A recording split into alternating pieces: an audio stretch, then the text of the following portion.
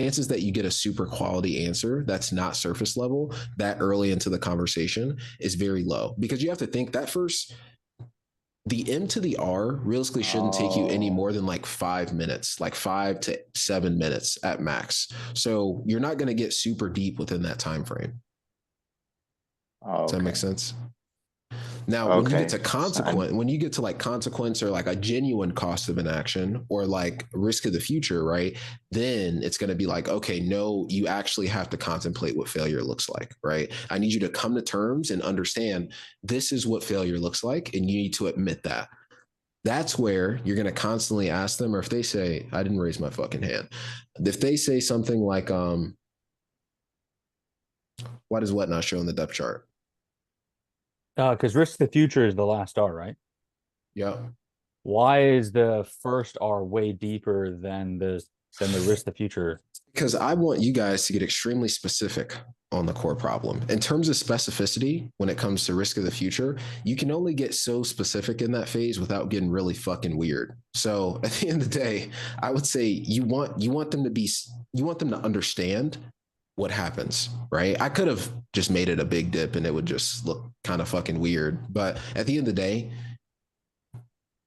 it takes less questions to get understanding and risk of the future as opposed to the part and reveal the root, right? Reveal the root, it takes a few more questions to get to the core problem. Got it. So it's Oh, clarity, not emotional depth.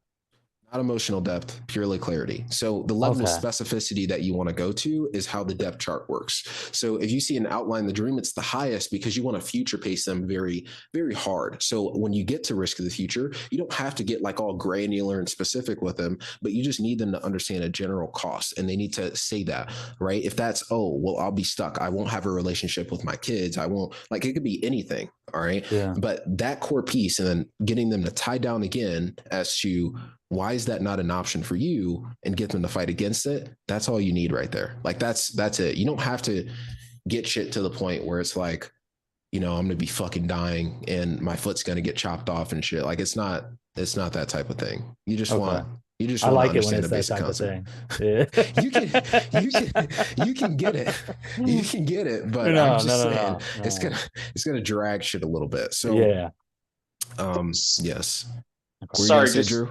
just bringing it back to reframing the gap, just making sure to understand, like with reframing the gap, is just making sure that they understand that we're just making sure that when we're asking the questions, we're just probing to make sure that they understand that they don't have the knowledge to do this on their own. Basically, that's all I'm Yeah, doing, is that's it. making it clear to them that they don't understand how to push this forward Yeah, by that's all. themselves. Okay. That's all you're doing in reframe the gap. Reveal the root, getting them specific on that core problem and why it's actually a problem. Like if it continues, what's the actual problem down the road if it continues happening, right? So Yeah. that's the core of everything. So reframe the gap is solely to help them understand they can't do it on their own, right? It's to build that Yeah, identity piece so they understand that. Like that it's that's it. them, the Yes. internal part, and then reframing the gap is Reframe the gap is purely to make sure that they understand that they can't do it on their own, and they can ascribe as to why. Like they can give you a few details as to why they can't do it on their own. got it. So Okay. that's going to be quick. That's basically a quick turnaround.